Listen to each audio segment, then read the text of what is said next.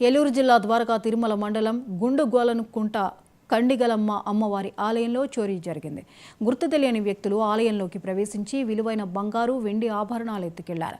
ఆలయం తాళాలు పగలగొట్టి 2.5 కేజీల వెండి కిరీటం, బంగారు కళ్ళు, మంగళసూత్రం, ముక్కుపుడక, పట్టీలు, అమ్మవారికి భక్తులు సమర్పించిన విలువైన చీరలతో పాటు హుండీని సైతం ఎత్తుకెళ్లారు.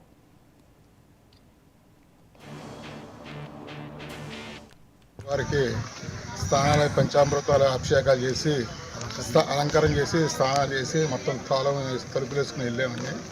ఉదయం వచ్చేటప్పటికల్లా తాళం బద్దలు కొట్టేసి అమ్మవారి యొక్క విలువైన వస్తువులు 2 కేజీలన్నర వెండి కిరీటం, 1 కాసు బంగారపు కళ్ళండి, మంగళసూత్రం, ముక్కు పుడక, డిబ్బీలు, విలువైనటువంటి చీరలన్నీ కూడా గుర్తు తెలియని వ్యక్తులు అపహరించుకెళ్ళారు.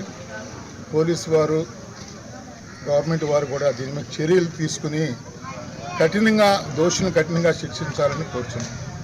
నా పేరు చిలుపూరు ధర్మారావు. తెలంగాణ సాయుధ పోరాట